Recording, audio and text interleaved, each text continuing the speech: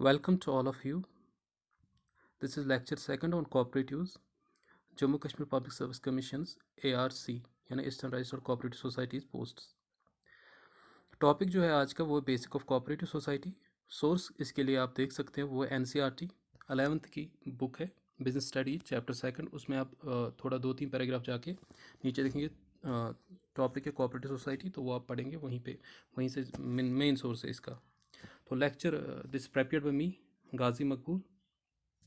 तो इस लेक्चर को स्टार्ट करने से पहले एक दो बातें आपसे करना चाहूँगा। डायरेक्टली इस लेक्चर की लिंक नहीं है, मतलब इतना कोई इम्पोर्टेंट लेक्चर नहीं है ये, लेकिन एक बेस प्रोवाइड करता है जो आगे के लेक्चर्स होंगे, क्योंकि उनमें हमने कॉम्प्लेक्स हल्के से कॉम्प्लेक्स टॉपिक करने हैं, तो उसके लिए ये लेक्चर आपको बेस बनेगा। अगर आप थोड़ा कॉपरेटिव्स के बारे में जाते हैं तो you can skip this lecture, और अगर आप 1.75 या 2x पे इस लेक्चर को देख सकते हैं ताकि आपका टाइम सेव हो। वन मोर थिंग, ये जो मैंने अभी NCERT की जो ये बताया आपको ये चैप्टर की PDF along with this PDF, this lectures PDF will be available, जो मैं टेलीग्राम लिंक जो होगी डिस्क्रिप्शन में उससे आप कर सकते हो। So without wasting time let's get started.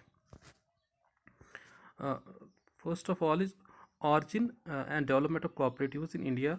ये टॉपिक हमने नेक्स्ट स्लाइड में, ये नेक्स्ट वीडियो में करना है, लेकिन क्योंकि ये टॉपिक के अंडर ही मैंने ये इससे भी कवर किया है। तो व्हाट इज़ कोऑपरेटिव सोसाइटी?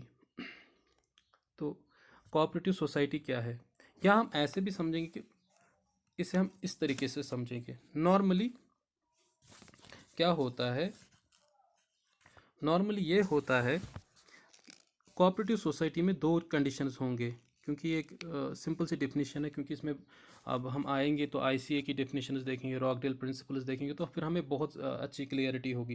लेकिन अभी हम सिर्फ इतना समझे कि कोऑपरेटिव सोसाइटी में दो कंडीशंस होना मिनिमम है। इनफैक्ट हम कह सकते हैं 3 कंडीशंस होना मिनिमम है। One is working together, and second is common purpose, और थर्ड हम कहेंगे वेलफेयर के लिए, मतलब इनका टारगेट होता है। तो ये 3 चीज़ें आप मिनिमम याद रखें। वर्किंग टुगेदर, हम तो सपोज़ कर लो मैं किसी बिजनेस ऑर्गेनाइजेशन में काम करता हूँ, वहाँ पे जो मैं हूँ, मेरा बॉस, हम साथ में काम करते हैं वहाँ पे, ठीक। तो वर्किंग टुगेदर तो वहाँ पे भी होता है, लेकिन अब वर्किंग टुगेदर के साथ अब दो चीज़ें और जो है इसमें, एक तो कॉमन पर्पस है एंड वेलफेयर। कॉमन पर्पस का मतलब क्या है कि जैसे अगर मैं कंपनी में जॉब करता हूँ, किसी इंस्टीट्यूशन में जॉब करता हूँ, तो मेरा जो पर्पस होगा वहाँ पे सैलरी प्लस इंसेंटिव ज़्यादा से ज़्यादा। लेकिन जो वहाँ के बॉस होंगे या यहाँ के वह उस पर्टिकुलर कंपनी या इंस्टीट्यूट के ओनर होंगे, उनका पर्पस होता है, उनका पर्पस तो ग्रोथ होगी और उसके साथ साथ प्रॉफिट होगा। तो यहाँ पे जो होगी कोऑपरेटिव सोसाइटी में क्या होता है, कोऑपरेटिव सोसाइटी में वेलफेयर ऑफ ऑल पर्पस होता है, वेलफेयर पर्पस होता है।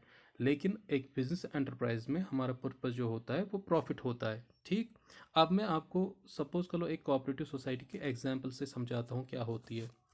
हम सब जानते हैं कि आज जो ऑयल है, जो मस्टर्ड ऑयल खाता, इडेबल ऑयल जितने भी है, उनका रेट बहुत ऊपर हो रहा है। तो उसके लिए हम क्या करते हैं, हम सब तंग आ चुके हैं। एक विलेज है जिसमें 100 फैमिलीज रहते हैं फॉर एन एग्जांपल। उस 100 फैमिलीज में एक महीने में हर कोई एक एक टिन यानी 15 लीटर का ऑयल लाते हैं, ठीक। लेकिन अब ऑयल की प्राइसेस बहुत ज़्यादा, सब लोग तंग आ चुके हैं, ऑयल की प्राइस इतनी ज़्यादा इंक्रीज़ होती है कॉन्स्टेंटली। तो इनने डिसाइड किया कि इनका सोल्यूशन क्या है, तो उन्होंने एक सोसाइटी फॉर्म की। सोसाइटी का नाम उन्होंने रखा कंज्यूमर कोऑपरेटिव सोसाइटी। अब जब एक कंज्यूमर कोऑपरेटिव सोसाइटी बनी, तो इस कंज्यूमर कोऑपरेटिव सोसाइटी ने क्या कहा, उनने बोला कि हमारे मतलब विलेज में हर महीने 100 टिन्स ऑफ ऑयल की रिक्वायरमेंट होती है। तो उनने कंज्यूमर कोऑपरेटिव सोसाइटी ने ये सारी रिक्वायरमेंट बोला कि जितने भी पैसे आप 100 लीटर्स दिस 100 टिन्स पे हर किसी फैमिली से एक एक टिन के पैसे, यानी मेंबर्स बना दिए, उनको एक एक टिन के पैसे उनसे लिए, ठीक। अब इनके पास 100 टिन्स जितने भी लाते थे ऑयल, मतलब 100 टिन्स के ये दिस 100 टिन्स ऑफ ऑयल के पैसे इस कोऑपरेटिव सोसाइटी के पास आ गए, कंज्यूमर कोऑपरेटिव सोसाइटी के पास। अब उनने क्या किया, एक तो ऑर्डर अभी आ गए उनके पास और पैसे भी आ गए, ठीक। अब इन्होंने ये किया कि इनने इस ऑर्डर को अब नॉर्मल रिटेलर से नहीं लिया, अब या तो ये बड़े किसी होलसेलर के पास गए या ये फैक्ट्री के पास गए। अब जब ये फैक्ट्री से लाते हैं या डायरेक्ट किसी स्टॉक किस्ट से लाते हैं, अब जो होगा ये होगा कि अगर इन्हें नॉर्मली सपोज करो 100 रुपीज़ पर लीटर मिलता था, अब ये लीटर उनको 70 या 60, क्योंकि उन्होंने मिडल मैन को एलिमिनेट किया, इन्हें 60 या 50 रुपीज़ में ही अभी पर लीटर मिलना है। तो इससे इन्होंने क्या किया, एक तो सेविंग्स हो गई और दूसरा की क्वालिटी भी वही रही। तो अब इसमें क्या हो, इस सारी प्रोसेस को अगर आप अंडरस्टैंड करेंगे तो इसमें ये हुआ, एक तो सारे लोगों का बेनिफिट हुआ, सारे लोगों को रेट कम में मिला, मतलब जो उनके दाम थे, दिस प्राइजेज जो थे ऑयल के, वो कम मिले। और जो पैसा इकट्ठा हुआ उसे क्या किया, उसे रिडिस्ट्रीब्यूट किया एज पर द, जिसने जिसने पैसा दिया था उसी के हिसाब से। ठीक, अब देखो इसमें क्या क्या मोटिव हुए। वर्किंग टुगेदर, सारे लोगों ने कंट्रीब्यूट किया, काम किया, मेंबर्स बने। दूसरा, कॉमन पर्पस था, पर्पस सारे लोग परेशान थे ज़्यादा कीमतों से, पर्पस भी सेम था। और थर्ड, वेलफेयर, प्रॉफिट अर्न करना, ये नहीं था कि हमें ज़्यादा से ज़्यादा प्रॉफिट, क्योंकि हम फिर गांव वालों को बहुत रेट्स पे बेचेगी कोऑपरेटिव सोसाइटी तो प्रॉफिट अर्न होगा नहीं। यहाँ पे मकसद ये था कि लोगों को कम रेट्स में मिले, तो तीनों चीज़ें यहाँ पे सेटिस्फाई होते हैं। तो इस तरीके से आप, मैंने आपको एक कोऑपरेटिव सोसाइटी की एग्जांपल दी, तो इस तरीके मुझे थोड़ा लगता है कि आपको अंडरस्टैंड हो चुकी, कोऑपरेटिव सोसाइटी क्या है, थोड़ा बहुत आपको अंडरस्टैंडिंग हो चुकी होगी इसकी, क्योंकि ये कोऑपरेटिव सोसाइटी के बारे में हमने बहुत कुछ पढ़ना है, तो मुझे लग रहा है कि बिगनिंग के लिए इतनी इन्फॉर्मेशन काफ़ी है। अब देखो रजिस्ट्रेशन कैसे होती है कोऑपरेटिव सोसाइटी की। रजिस्ट्रेशन सिंपली दो, वेलफेयर, हाँ रजिस्ट्रेशन की बात करता हूँ, तो रजिस्ट्रेशन कैसे होती है। इंडिया में कोऑपरेटिव सोसाइटीज एक्ट 1912 में आपको first of all registration compulsory है cooperative society, without registration cooperative society can not exist. तो रजिस्ट्रेशन आपने की कौन से एक्ट के थ्रू होती है, कोऑपरेटिव सोसाइटी एक्ट 1912, क्योंकि कोऑपरेटिव सोसाइटी एक्ट 1912 हम अलग से करेंगे तो तब जाके हम डिटेल्स इसके जानेंगे। Minimum the consent of 10 adult person is required form a society. ठीक, 10 लोग चाहिए मिनिमम आपको सोसाइटी क्रिएट करने के लिए। और थर्ड इज, अब जो ये सोसाइटी बनती है इसकी डिस्टिंक्ट लीगल आइडेंटिटी होती है। सपोज करो मेरा नाम ए है, किसी का नाम बी है, किसी का नाम सी है, लेकिन अब सोसाइटी का नाम ए बी और सी से अलग है, क्योंकि सोसाइटी अब इन तीनों से ऊपर है। कल के डेट में अगर ए सोसाइटी से निकलता है, बी सोसाइटी में आता है, सी निकलता है, डी निकलता है, सोसाइटी को इन सब चीज़ों के बारे में कोई ज़्यादा फर्क नहीं पड़ता है। तो क्योंकि सोसाइटी के फिर अपने भी बाई लॉज होंगे, उसमें क्या रूल्स एंड रेगुलेशंस होंगी, लेकिन जो मोटे मोटे तौर पे ये है कि ए बी के आने जाने से सोसाइटी को कोई फ़र्क नहीं पड़ता, क्योंकि सोसाइटी डिफरेंट है, डिस्टिंक्ट है किनसे, इंडिविजुअल से। ये अब लीगल आइडेंटिटी में आ गई, डिस्टिंक्ट लीगल आइडेंटिटी है, यानी ए बी और सी से बढ़ के है। ठीक है। और अनदर थिंग इज़, यहाँ पे कि आपको जब कोऑपरेटिव सोसाइटी क्रिएट करनी है तो आपको थोड़ा कैपिटल की ज़रूरत है, जो कि मेंबर्स कंट्रीब्यूट करते हैं। ठीक, फर्स्ट में आपको कुछ कैपिटल की ज़रूरत भी पड़ेगी। ठीक, so let's move to next. हाँ, नाउ कुछ दिस फीचर्स है सोसाइटीज़ के। The first feature is, cooperative society के कुछ फीचर्स है, वॉलंटरली मेंबरशिप। तो वॉलंटरली मेंबरशिप में क्या होता है, नो कंपल्सन टू ज्वाइन और quit. Number second, open to all is respect of their religion, caste and generation. अब देखिए, और irrespective of their religion, caste और दिस जेंडर। अब इसमें क्या है, ये सिंपल सी बात है कि कोई आपको कंपल्स नहीं करेगा, मतलब कोई आपको फोर्स नहीं करेगा कि आपको ये सोसाइटी हमारी ज्वाइन करनी है। आप चाहो तो आप ज्वाइन कर सकते हो, आप नहीं चाहो तो आपको कोई फोर्स भी नहीं कर सकता है। ठीक, तो दैट मीन्स कि इसमें थोड़ी फ्रीडम तो है कि आप ज्वाइन करना चाहोगे नहीं करना चाहोगे, वन। सेकंड, आप क्विट भी कर सकते हो, नहीं सिर्फ इतना ही नहीं है कि आप ज्वाइन ही करोगे, आपको क्विट करने की भी फ्रीडम है। लेकिन उसके लिए आपको थोड़ा नोट्स देना पड़ेगा कि जो मेंबर्स होंगे वो कहेंगे आपको 2 महीने के बाद आप क्विट कर सकते हो। That depends upon the bylaws of society. जो बायलॉज ऑफ सोसाइटी, अब जब हम ये एक्ट्स को करेंगे तो हम डिटेल में इन सब चीज़ों को करेंगे। और जे के कोऑपरेटिव्स के एक्ट भी हमने करने हैं, तो वहाँ पे आपको बहुत ज़्यादा क्लियरिफिकेशन होगी कि कैसे क्या करना है। ठीक, तो 3 एक्ट्स करने हैं हमें जे के 89, 2001 एंड 99। तो वहाँ पे आपको बिल्कुल क्लियरिफिकेशन मिलेगी। तो इतना हम जान सकते हैं, यहाँ पे सिर्फ वॉलंटरी है, क्विट करना भी और ज्वाइन करना भी। ठीक, और ओपन टू ऑल, आप ये नहीं कह सकते कि हमारी सोसाइटी जो है ये मुस्लिम्स के लिए है, या नहीं कह सकते ये सिख सोसाइटी है तो सिख से आ सकते हैं, इसमें पार्टिसिपेट कर सकते हैं। आप ये नहीं कह सकते हिंदू की सोसाइटी है, तो this is open for all on the base of religion, on the base of caste, आपको ओपन रखनी पड़ेगी ये।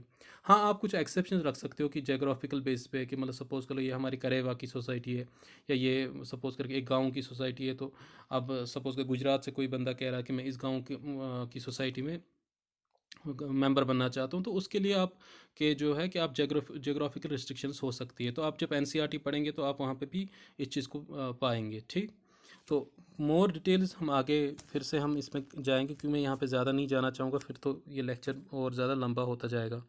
Then next is legal status. Registration is compulsory, मैंने क्या ऑलरेडी कह चुका हूँ। Separate legal identity distinct from its individual members, तो ये चीज़ मैं एक्सप्लेन कर चुका हूँ, अब नहीं करूँगा क्योंकि लेक्चर लंबा होता जाएगा।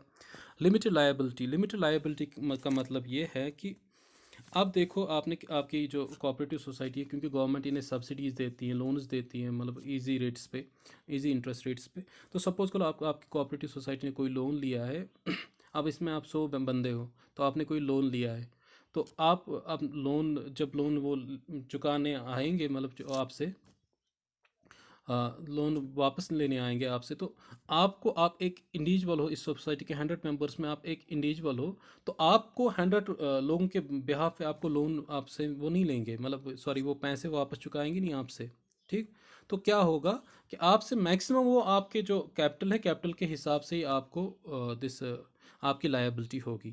जितना आपने कंट्रीब्यूट किया था कैपिटल, तो उसी के हिसाब से आपकी लायबिलिटी होगी, ना कि on the behalf of all these members. तो इस तरीके से क्या होगा कि लायबिलिटी लिमिटेड होगी, कंट्रीब्यूटेड जो होगा आपने कैपिटल उसके हिसाब से। ठीक, तो ये भी हमने एक्सप्लेन करना है आगे।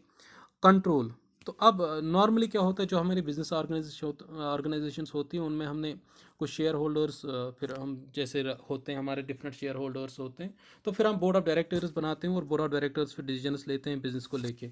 ठीक, ये पॉइंट भी किया, ये पॉइंट भी किया, और ये पॉइंट भी किया।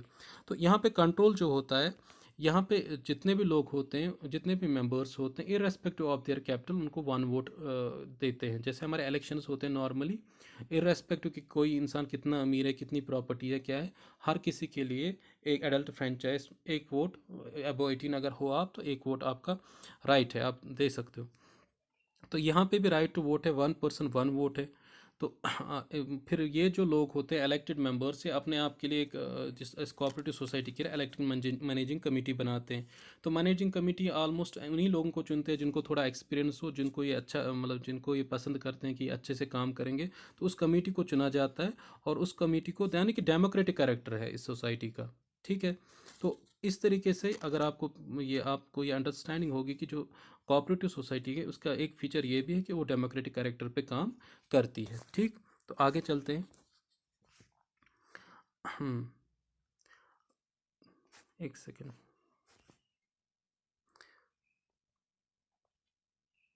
हाँ, तो अब जो है, हम कोऑपरेटिव सोसाइटीज़ की एक और फीचर है, वो है सर्विस मोटिव।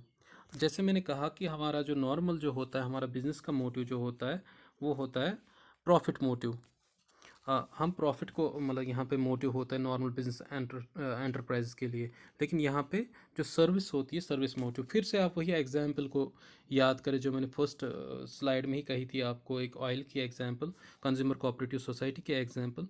तो वैसे म्यूचुअल हेल्प एंड वेलफेयर, यानी सर्विस सबका हेल्प करें, म्यूचुअल हेल्प, जो हमारी कॉमन मुश्किलात है उसको, उस मुश्किलात को सॉल्व करने की कोशिश, यानी म्यूचुअल हेल्प, एक दूसरे की हेल्प कर सकें। और क्योंकि यही जज्बा इस कोऑपरेटिव सोसाइटी को डोमिनेट करता है, ना कि ये जज्बा कि हमें अर्न करना है। इन केस ऑफ सरप्लस, जैसे वहाँ पे भी सरप्लस जनरेट हुआ था, तो उसको क्या करते हैं, distributor among the members as dividends in the conformity with the bylaws of society. जो सोसाइटी के बायलॉज होते हैं उसके हिसाब से वो उनको डिविडेंड्स मिलते हैं, उसके मतलब जितना उनका कैपिटल हो, जितना उनका कंट्रीब्यूशन हो, उसके हिसाब से। ठीक, तो ये पॉइंट भी आप करेंगे, क्योंकि ये हमने आगे बहुत बार करने हैं, क्योंकि हमने रॉकडेल प्रिंसिपल्स जब करेंगे उसके उनके 3 वर्जन्स हैं। हर तीनों वर्जन्स में, रॉकडेल प्रिंसिपल्स के तीनों वर्जन्स में हमने ये सर्विस मोटिव पढ़ना है। ठीक है, तो वहाँ से आईसीए में भी ये करना है, तो मैं नहीं चाहता हूँ कि यहीं पे हम इसे बहुत ज़्यादा टाइम इस पे दें। ठीक, तो इसके बाद हम आते हैं मेरिट्स पे। तो मेरिट्स क्या है, equality in voting stats, 1 man 1 vote. Simple बात ये हमने की भी डिस्कस कि 1 मैन 1 वोट, हर किसी बंदे को एक ही वोट मिलेगा, इर्रेस्पेक्टिव कि वो, मतलब कि इर्रेस्पेक्टिव कि कैपिटल कंट्रीब्यूशन किसी ने कितना कैपिटल कंट्रीब्यूट किया, लेकिन एक बंदे को एक ही वोट मिलेगा। लिमिटेड लायबिलिटी, ये भी डिस्कस कर चुके हैं हम, limited to the extent of their capital contribute, personal assets are being save. अब ऐसा नहीं हो सकता है कि सपोज करो आपने कोऑपरेटिव सोसाइटी में कोई चीज़ बनाई है, तो आपको फिर किसी पैसे, मतलब कोई लोन आपसे चुकाने आ गया है तो आपके घर का ज़मीन लेके वो बेच देंगे, नहीं। आपकी जो मतलब लायबिलिटी है वो इतनी है कि जितना आपने कैपिटल कंट्रीब्यूट किया है, अगर आपको खुद ना खासा कुछ कोई प्रॉब्लम होती है तो उसी पे आपको मतलब पकड़ा जाएगा, ना कि आपके घर का मतलब मकान या घर की कोई प्रॉपर्टी बेच के कोऑपरेटिव सोसाइटी का लोन चुकाया जाएगा, ऐसा नहीं होगा। तो दैट मीन्स कि लिमिटेड लायबिलिटी इज़ देयर। तो ठीक है, personal assets are being save from use to repay business debits. ठीक, स्टेबल एक्सिस्टेंस, ऑब्वियस सी बात है। Death bankruptcy do not affect the continuity of cooperative society. ये हमने पहले ही कहा कि ए बी सी अगर कोऑपरेटिव मतलब 10 लोग हैं तो ए के आने से या जाने से कोई उतना फ़र्क नहीं पड़ेगा कोऑपरेटिव सोसाइटी का, क्योंकि कोऑपरेटिव सोसाइटी इट सेल्फ है लीगल आइडेंटिटी, उनकी इट सेल्फ कोऑपरेटिव सोसाइटी एक लीगल की इट सेल्फ लीगल आइडेंटिटी होती है। तो दैट मीन्स कि ए बी सी के आने से या जाने से कोई ज़्यादा फ़र्क नहीं पड़ेगा कोऑपरेटिव सोसाइटी को। ठीक, इकॉनमी इन ऑपरेशन, तो इकॉनमी इन ऑपरेशन से क्या होता है, वन इज़ दैट कि इट एलिमिनेट्स मिडल मैन। ठीक है, जो मिडल मैन होते हैं, ए यहाँ पे है और बी यहाँ पे है, तो जो मिडल मैन इनके दरमियान कंज्यूमर कोऑपरेटिव सोसाइटी में, तो इनने मिडल मैन को हटा के ए ने सीधा बी से, अगर सपोज ए फैक्ट्री है तो ये यहाँ पे कंज्यूमर है। तो एक चीज़ मैं आपको बताऊंगा, आप कंज्यूमर और कस्टमर के बारे में जो डिफरेंस है वो मुझे बताएंगे कमेंट सेक्शंस में। ठीक है, कंज्यूमर क्या होता है और कस्टमर क्या होता है। ठीक, अब जो है जो कंज्यूमर है, बी कंज्यूमर है, तो इनने जितने भी मिडल मैन को हटा दिया तो इससे first of all economy in operations होगी, तो काम तो मतलब सीधी सी बात है, एक तो पैसा बचेगा। नेक्स्ट ये कि जितना भी काम है ये मतलब वॉलंटरी बेस पे करते हैं, तो जब वॉलंटरी बेस पे करते हैं आपको कोई सैलरी मतलब आपको कोई पर्सन उसको हायर नहीं करना पड़ेगा, उनको पैसे नहीं देने पड़ेंगे, तो वहाँ से भी आपकी इकॉनमी इन ऑपरेशंस आती है, यानी कि काम करने में आपके खर्चे कम होते हैं। ठीक, member generally offer this voluntary services to the society। ठीक, fourth point, this fifth point is support from government। सीधी सी बात है, गवर्नमेंट क्या होती है, वेलफेयर ऑफ पीपल के लिए होती है। जब आप कोई ऐसा काम करते, जैसे हमारे एनजीओज होती हैं, उन्हें गवर्नमेंट की तरफ से सब्सिडीज़ मिलती हैं, बहुत सारे कुछ बेनिफिट्स उन्हें गवर्नमेंट की तरफ से मिलती है। ऐसे जब कोऑपरेटिव सोसाइटी आती है, हेल्प करती है लोगों की, वेलफेयर उसका मोटिव होता है, तो गवर्नमेंट तो आती है। और नेक्स्ट ये है कि डेमोक्रेटिक प्रिंसिपल भी काम करती है, तो ऐसे चीज़ों में गवर्नमेंट की हेल्प आती है। अब हेल्प कैसे आती है, इनको low taxes, low interest on loans, subsidies इनको मिलती है। ठीक, तो ये चीज़ें भी हमने आगे डिटेल में करती। Ease of formation, minimum simple सी बात है, आपको सिर्फ ऑफिस में जाना है, 10 लोग साथ में लेने हैं और आपको रजिस्टर करना है, उतना कोई इसमें वो बैंक लोन लेने से इजी तो है कोऑपरेटिव सोसाइटी को क्रिएट करना। ठीक, अब डिमेरिट्स, मुझे यहाँ पे एक अपनी स्टोरी थोड़ी सी मैं शेयर करूँगा आपको। मैं केएस के JKPSC सिविल सर्विस एग्जामिनेशन के इंटरव्यूज़ में गया था, तो क्योंकि मैंने वहाँ पे लिखा था, अपने डैप में लिखा था कि मेरी जो हॉबी है, मुझे एप्पल ऑर्चर्डिंग बहुत पसंद है।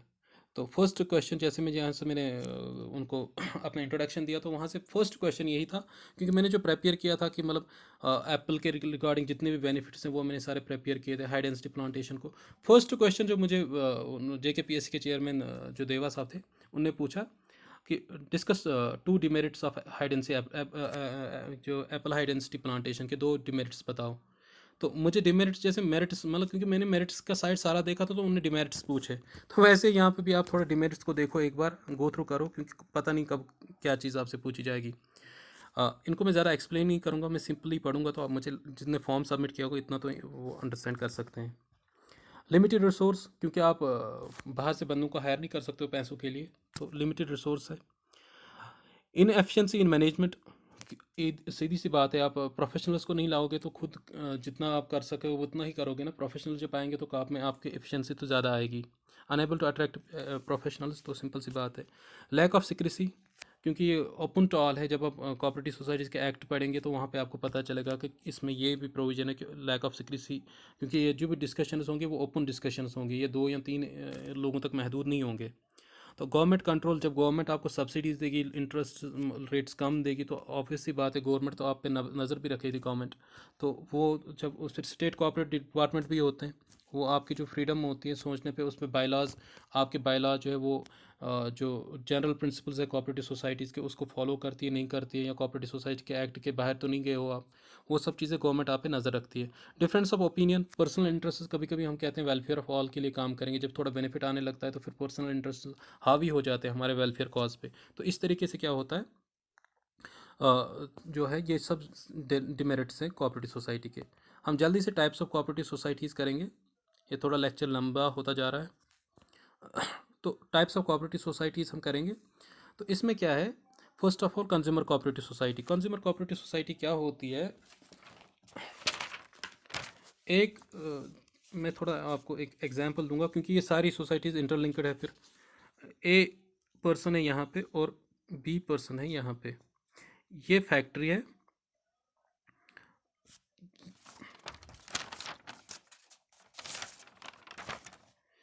ये फैक्ट्री है, और यहाँ पे जो है ये भाई साहब जो है ये मिडल मैन है। ठीक, यहाँ से प्रोडक्ट जो भी इन्हें चाहिए इनके पास जाता है और यहाँ से इनके पास जाता है। ठीक है, ये कंज्यूमर है और ये फैक्ट्री है या ओनर है जिसे हम कह सकते हैं। जब यहाँ से ये प्रोडक्ट अगर ये 10 रुपीज़ में है तो ये अपने 5 रुपीज़ मिडल मैन चार्ज करता है और कस्टमर के पास 15 रुपीज़ में पहुँचता है। अब जब ये लोग तंग आ चुके हैं तो इनने बोला कि हम क्यों ना एक बल्क सा ऑर्डर क्रिएट करें ताकि ये फैक्ट्री वाला हमें इंटरेस्ट हो। तो इनने कंज्यूमर कोऑपरेटिव सोसाइटी बनाई। तो कंज्यूमर कोऑपरेटिव सोसाइटी ने क्या बोला कि जितने भी हमारे मेंबर्स के ऑर्डर हैं वो सारे कलेक्ट करो आप। जब इनने सारे ऑर्डर्स कलेक्ट किए, क्योंकि अब इनके पास बल्क ऑर्डर्स आ गए, तो इनने डायरेक्ट फैक्ट्री के साथ बात की या डायरेक्ट किसी बड़े होलसेलर के पास से बात की, बोला कि हमारे पास इतने ऑर्डर्स हैं ये आपको देने हैं। तो जब ये होलसेलर इतने बड़े ऑर्डर्स अब इनसे ले लिए तो इनको डिस्काउंट्स मिले। ठीक है, तो इनने क्या किया, इस मिडल मैन को एलिमिनेट किया। जब इनने मिडल मैन को एलिमिनेट किया तो ये इनने लाइन चूज़ कर दी, यहाँ से प्रोडक्ट्स आ गए कंज्यूमर सोसाइटी के पास और सोसाइटी ने फिर डिस्ट्रीब्यूट किया अपने कंज्यूमर अपने मेंबर्स को। ठीक, तो इस तरीके से जो नॉर्मल जो 15 रुपीज़ की रेट थी अब इन्हें 10 रुपीज़ में पड़ा, क्योंकि अब जो मिडल मैन का खर्चा था वो बचा दिया इनने।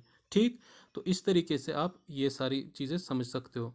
अब क्या है, consumer cooperative society form to protect the interest of consumers, good quality product at reasonable rates. तो आपको पता चला कि अभी कि प्रोडक्ट तो वही था लेकिन इसको जो परचेज करने का तरीका था वो थोड़ा इन्होंने चेंज कर दिया, वही प्रोडक्ट उनको अब रीजनेबल रेट्स में मिलने लगा। Eliminates middle man plus purchase in bulk. ठीक है, दोनों बातें। तो इससे क्या होता है, प्रॉफिट इनको मिलता है, और जब प्रॉफिट मिलता है उसे जो इनने प्रॉफिट अर्न किया है उस प्रॉफिट को फिर ये डिस्ट्रीब्यूट करते हैं। ओके, तो ये हो गया। Then there is producers cooperative society. तो अब प्रोड्यूसर्स कोऑपरेटिव सोसाइटी के बाद मैं थोड़ा बताता हूँ आपको। ये यहाँ पे जो है रॉ मटेरियल का सोर्स है। ठीक, ये बड़े बिजनेसमैन है।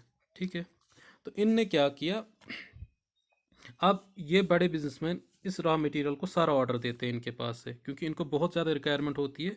तो ये जो जितना भी रॉ मटेरियल यहाँ पे ये सोर्स ऑफ रॉ मटेरियल है। अब जो स्मॉल बिजनेसमैन होते हैं, स्मॉल बिजनेसमैन जो होते हैं उनके पास क्योंकि ऑर्डर कम होते हैं तो इनके पास इतनी मोटिवेशन नहीं होती है कि रॉ मटेरियल मतलब इनको देने की। तो जब उन्हें बल्क में ऑर्डर मिलता है तो ये इनसे ही बड़े बिजनेसमैन ने सारा फर्स्ट ऑफ ऑल उनका जो रॉ मटेरियल था वो सारा ले लिया। तो अब एक तो स्मॉल बिजनेसमैन थोड़ा कंपटीशन की वजह से भी बड़े बिजनेसमैन से परेशान है, दूसरा जब उनको रॉ मटेरियल की शॉर्टेज आ गई तो वो कैसे कर सकते हैं मतलब ये कंपटीशन ऐसे हालात में। तो इस तरीके से जो स्मॉल बिजनेसमैन थे वो पीछे से पीछे होते जा रहे हैं। तो अब इनने क्या किया, यहाँ से एक सोसाइटी आई, उनने बोला कि ये क्या कहते हैं इसे प्रोड्यूसर्स को सॉरी हाँ प्रोड्यूसर्स कोऑपरेटिव सोसाइटी। तो अब इनने क्या किया, ये जो स्मॉल प्रोड्यूसर्स थे ये सारे लोग जमा हो गए। तो इनने क्या किया, इनने बोला कि ये जो प्रोड्यूसर्स कोऑपरेटिव सोसाइटी, इनने इनको बोला कि आप जितना भी आपकी मतलब रॉ मटेरियल्स की रिक्वायरमेंट है वो सारा रिक्वायरमेंट हम प्रोक्योर करेंगे, आप सारे हमें रिक्वायरमेंट दे दो। तो जब छोटी छोटी रिक्वायरमेंट बड़ी रिक्वायरमेंट बन गई तो इनने क्या किया, इनने ये बड़ी रिक्वायरमेंट इनको दे दी, जो रॉ मटेरियल का जहाँ से सोर्स था या कोई फैक्ट्री थी जहाँ से रॉ मटेरियल आता था। तो जब इनने इतना बड़ा ऑर्डर दे दिया तो इनको भी इंटरेस्ट लगा इन छोटे छोटे बिजनेसमैन में मतलब इस सोसाइटी के साथ काम करने में। तो अब इनका बार्गेनिंग पावर भी इंक्रीज़ हो गया, अब उन्हें रीजनेबल रेट्स पे भी मिला, और जो बड़े बड़े लोग थे, बड़े बड़े कैपिटलिस्ट थे, उनके साथ मतलब ये कंपटीशन भी कर सकते हैं। और मतलब it was just a fight against big capitalists. ठीक, तो इससे न सिर्फ इनका एक तो रेट्स भी डिस्काउंटेड मिले और दूसरा की अवेलेबिलिटी ऑफ रॉ मटेरियल भी इनके पास हुआ। तो जो प्रोड्यूसर से at the end of day अब वो अच्छे से अपनी प्रोड्यूस अपना जो उनका जो फाइनल प्रोडक्ट था उसको प्रोड्यूस कर सकते हैं। ठीक, तो मैं थोड़ा पढ़ूंगा आपको थोड़ी क्लैरिफिकेशन के लिए। Producers cooperative society to protect the interest of small producers inputs produce procures inputs for the production of goods to meet the demands. The society aims to fight big capitalists uh, and enhance the bargaining power of small producers, supplies raw material, inputs, equipment to its members and also buys their output for sale। तो सारे लोगों को वो purchase भी करती है, उनका जो आउटपुट होता है तो उसे फिर इसी तरीके से सेल भी करती है। ठीक, तो next is this marketing cooperative society. तो मार्केटिंग कोऑपरेटिव सोसाइटी में क्या होता है, इसमें भी यही होता है कि एक दो प्रोड्यूसर्स यहाँ पे, एक सेकेंड,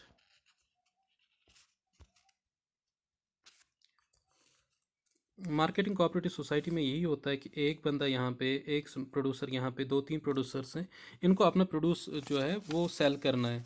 तो जब उन्हें सेल करना है तो अब देखो यहाँ पे जो नॉर्मली होती है हमारी जो बड़ी कंपनीज होती हैं उनकी मार्केटिंग होती है, ब्रांडिंग एंड ऑल दैट होती है। जब आप किसी चीज़ की एडवर्टीजमेंट ही नहीं होगी तो वो कैसे आप सेल कर सकते हो उस चीज़ को। फर्स्ट ऑफ ऑल आपका मार्केट ही कम रहता है।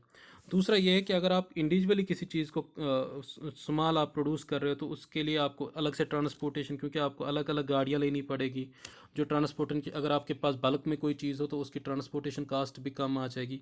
अब इनके पास चैलेंज थे कि वो मार्केट में इन सारे ब्रांड से कैसे कंपेयर करें छोटे छोटे प्रोड्यूसर्स। तो यहाँ पे आता है रोल किसका, मार्केटिंग कोऑपरेटिव सोसाइटी। तो इन अगर सपोज करो 100 मेंबर्स बने, इन 100 मेंबर्स ने अपनी मार्केटिंग कोऑपरेटिव सोसाइटी बना दी।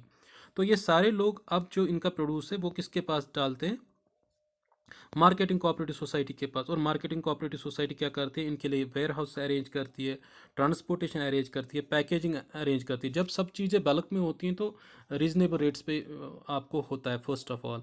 सेकंड जो है कि अब मार्केटिंग सोसाइटी खुद इन्हें मार्केट करती है, खुद इनकी एडवर्टीजमेंट करती है। अभी एक एक चीज़ की मतलब अगर एक एक इंडिविजुअल फार्मर या एक एक प्रोड्यूसर ये सॉरी एडवर्टीज़ करता तो उसके लिए बहुत हैक्टिक था, ये इम्पॉसिबल था। लेकिन जब मार्केटिंग सोसाइटी ओवरऑल ये खुद ही अब इसकी एडवर्टीजमेंट की रिस्पॉन्सिबिलिटी लेती है और ये रीजनेबल इस तरीके से। और नेक्स्ट जो है कि फॉरवर्डिंग एजेंट्स जितने भी होते हैं, उन फॉरवर्डिंग एजेंट्स को जिनको कमीशन देना पड़ता था, वो भी इससे क्या हुआ, मार्केटिंग कोऑपरेटिव सोसाइटी ने उनको भी एलिमिनेट किया। और उनके पास जो पैसा जाता था अब वो डायरेक्ट किनके पास आ गया, जो ये स्मॉल प्रोड्यूसर से उनके पास आ गया। तो इस तरीके से क्या करती है मार्केटिंग सोसाइटी, मार्केटिंग सोसाइटी अब ये मार्केट में compete करने के लिए मिडल मैन्स को, यहाँ पे भी फॉरवर्डिंग एजेंट्स को एलिमिनेट करती है। बल्क में सब से ये जब आता है इनके पास दिस प्रोड्यूसर्स के जो इनकी प्रोडक्शन बल्क में आती है तो ये अच्छे से उससे बार्गेन भी कर सकते हैं, तो और अच्छे से इनके रेट्स भी आते हैं। ठीक, इसके बाद है फार्मर्स कोऑपरेटिव सोसाइटी। तो फार्मर्स कोऑपरेटिव सोसाइटी में क्या है, इसमें अगर आप देखेंगे तो फार्मर्स कोऑपरेटिव सोसाइटी में एग्जांपल दो, एक फार्मर का लैंड है, दूसरे फार्मर का लैंड है, तीसरे फार्मर का लैंड है, एक दो तीन, ये फार्मर्स के लैंड्स हैं यहाँ पे। अब क्या नॉर्मली क्या होता है, एक तो सबसे पहले फ्रेगमेंटेशन ऑफ लैंड होता है, क्योंकि ये मेरा ज़मीन इतना ही है तो मुझे यहाँ से फेंसिंग करनी है इस ज़मीन को, यहाँ से भी फेंसिंग करनी किसी दूसरे बंदे को, तीसरे बंदे को भी फेंसिंग करनी है, फिर यहाँ से अलग सड़क जाएगी यहाँ पे, यहाँ से अलग सड़क जाएगी यहाँ पे। तो दैट मीन्स कि बॉटम लाइन क्या है, वेस्ट लैंड एक तो होता है, इस फ्रेगमेंटेशन ऑफ लैंड से एक वेस्ट लैंड होता था। नंबर सेकंड है बाउंड्रीज पे भी ज़मीन हमारा ज़ाया होता था, उसमें हम कल्टीवेशन नहीं कर सकते थे। ठीक, तो अब आउटलाइन जो होती थी हमारे उसमें भी थोड़ा हमें मतलब वहाँ से भी थोड़ा ज़मीन ज़ाया होता था। ओवरऑल क्या होता था कि जो हमारा यील्ड था वो कम होता है। ठीक, कम होता था यील्ड नॉर्मली, जो हमारा नॉर्मल सिस्टम है। अब इसका सोल्यूशन क्या आ गया, फार्मर्स कोऑपरेटिव सोसाइटी। तो फार्मर्स कोऑपरेटिव सोसाइटी ने क्या कहा, बोला कि ये जो this farmers society cooperative society ने ये कहा, एक सेकेंड, इनने बोला कि ये जो F1 यहाँ पे एक था farmer first, farmer second, farmer third या फार्मर फोर, ये सारे लोग जो है इनके लैंड को मिलाया जाए, हम सब साथ में लैंड मिलाते हैं। अब जब जब लैंड साथ में इनने किया, मतलब साथ में अभी दिस करेंगे कल्टीवेशन, फर्स्ट ऑफ ऑल जो वेस्ट लैंड होगा वो ख़त्म होगा, क्योंकि वेस्ट लैंड कम होगा, मिनिमाइज होगा। अब बाउंड्रीज नहीं होंगी, अब इतने जो आपके वो जो डालते थे आप साइड्स में जो वेस्ट होता था एरिया, इनमें फेंसेस वेंसेस में, वो सारा कुछ ख़त्म हो गया। तो फर्स्ट ऑफ ऑल आपका जो जो प्रोडक्शन लैंड हो गया वो बढ़ गया। नेक्स्ट आप अब अच्छी मशीनरी भी अफोर्ड कर सकते हो, तो क्योंकि अगर आपका स्मॉल लैंड होल्डिंग है तो आप कोई अच्छी मशीनरी अफोर्ड नहीं कर सकते हो कि यार मेरा तो इतना ज़मीन है, मैं इतनी मशीन क्यों लाऊं। यहाँ पे आप कोऑपरेटिव सोसाइटी जो है वो अच्छी मशीन ला सकती है, अच्छे सीड्स आप प्रोक्योर कर सकते हैं, क्योंकि अब आप एक इंसान नहीं हो, आप बहुत सारे लोग हैं, तो इसमें आप एक्सपर्ट भी होंगे कोई, तो वो बेस्ट दिस क्या कहते हैं इसे, मशीनरी ला सकते हैं, अच्छे सीड्स ला सकते हैं। तो इस तरीके से क्या होता है, नॉर्मली जो फार्मर्स की इससे यील्ड बढ़ा, और यील्ड बढ़ के आप मार्केट भी इसे अच्छा कर सकते हो। और नॉर्मली जो इंडिया में जो प्रॉब्लम है फ्रेगमेंटेशन ऑफ लैंड की जो प्रॉब्लम है, एग्रीकल्चरल लैंड, वो प्रॉब्लम भी किसी हद तक इस दिस फार्मर्स कोऑपरेटिव सोसाइटी ने सॉल्व कर दी। अब थोड़ा मैं पढ़ता हूँ इसे। मेंबर्स हु विच मेंबर्स यानी फार्मर, जब भी मैं कहूँगा कि कोऑपरेटिव सोसाइटी, फार्मर्स जब होंगे तो फार्मर्स कोऑपरेटिव सोसाइटी, प्रोड्यूसर्स होंगे तो प्रोड्यूसर्स कोऑपरेटिव सोसाइटी। तो इसमें क्या होगा, जो मेंबर्स हैं, members who will jointly to take up farming activities, am large scale farming and increase the productivity, provide better quality seeds, fertilizers, machineries and other modern techniques for the use in cultivation, increase yield and solves problems associated with fragmentation of land holding। तो मैंने ये चीज़ें explain करी हैं, तो आगे देखते हैं। अब बस दो लास्ट कंक्लूजन पे लास्ट स्लाइड है, तो let's get started again. Credit cooperative society. अब क्रेडिट कोऑपरेटिव सोसाइटी जो होती है, मैं आपको एक सिनेरियो देता हूँ। एक इंसान होता है, इसे पैसे की ज़रूरत होती है, तो ये कहाँ जाएगा, या तो ये बैंक पे जाएगा या किसी नॉर्मल बैंक पे जाता है ये बंदा। तो बैंक पे क्या होता है इसके साथ, वो बोलते हैं आपको कोलेट्रल रखना है। कोलेट्रल क्या होता है कि गवर्नमेंट के पास मतलब आपको कोई प्रॉपर्टी दिखानी पड़ती है कि इन केस अगर आपने बैंक मतलब ये लोन रिटर्न नहीं किया, तो आपकी ये प्रॉपर्टी जो होगी उस पर मतलब लोन लोन जो बैंक का फिर हक होता है उस प्रॉपर्टी को वो बेच के फिर अपना लोन वो जो है मतलब अपना लोन का वो कहते हैं अजाला कर सकते हैं। ठीक। अब अगर आपके पास ये कोलेटरल प्रॉपर्टी भी नहीं है, कोई प्रॉपर्टी आपके नाम पे नहीं है, तो आप क्या करोगे, तो आपको बैंक से लोन नहीं मिलता। ठीक, वन। सेकंड, आपके पास दूसरा ऑप्शन है कि जो होते हैं ना, वो जो पैसे देते हैं ऐसे गांव में या किसी शहर में होते हैं, लेकिन वो बहुत ज़्यादा सीरियस इंटरेस्ट रेट्स पे देते हैं। कुछ ऐसे लोग होते हैं जिन्हें मनी लेंडर्स कहते हैं, वो सीरियस इंटरेस्ट रेट्स उनके बहुत ज़्यादा हाई होते हैं, मतलब 25, 35, 65% ऐसे तक जाके वो उनके रेट्स होते हैं, इंटरेस्ट रेट्स। तो नॉर्मली ये किसी आम इंडिविजुअल के लिए यही दो सिचुएशन, या ऊपर जाओ क्योंकि ऊपर से रिजेक्शन आ गई, तो नीचे जाओ। तो ऐसे लोग फिर मनी लेंडर्स के चक्कर में बहुत ज़्यादा फिर फंस जाते हैं।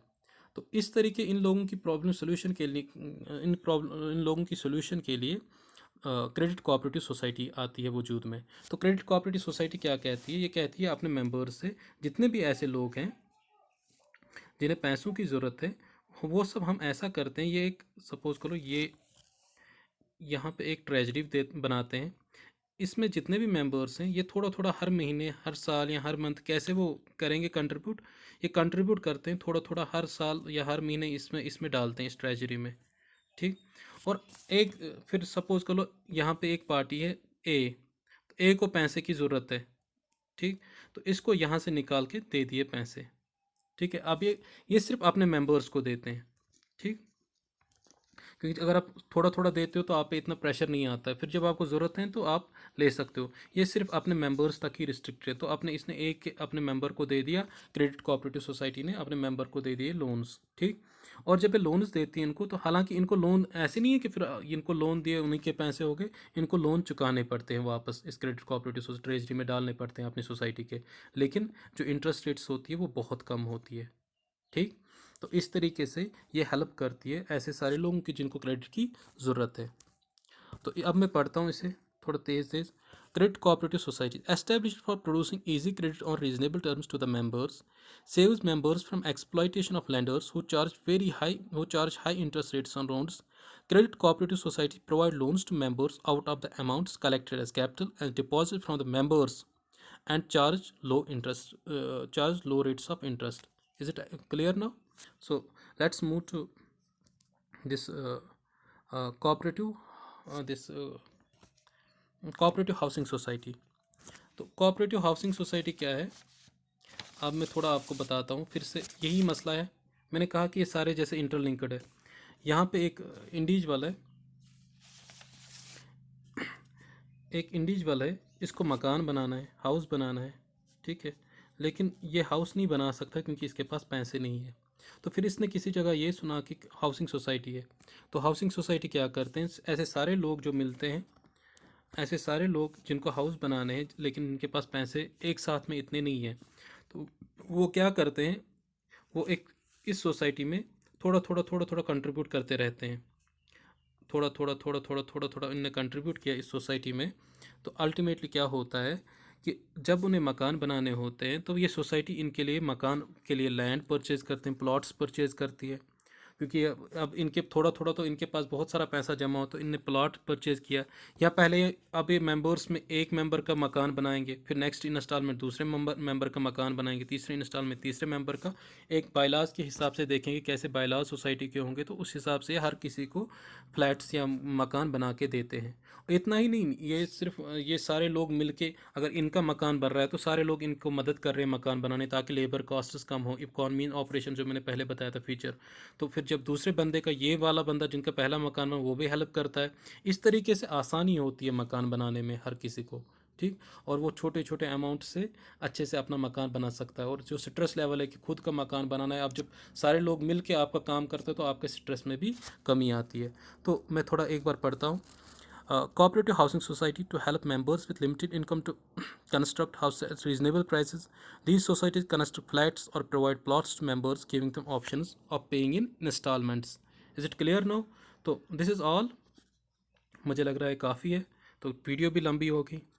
तो नेक्स्ट वीडियो से हम जो होगा मेन टॉपिक्स पे आएंगे। आप बने रहें हमारे साथ, शेयर सब्सक्राइब ज़रूर करें और लाइक भी करें। और जो कमेंट सेक्शन में मैंने आपसे क्वेश्चन पूछा था, कंज्यूमर और कॉर्पोरेट दिस कस्टमर के दरमियान क्या डिफरेंस होती है, अगर हो सके तो वो आप थोड़ा गूगल करके मुझे बताएं, ठीक। मैं कमेंट सेक्शन में देखूंगा एक बार। Okay, all the best.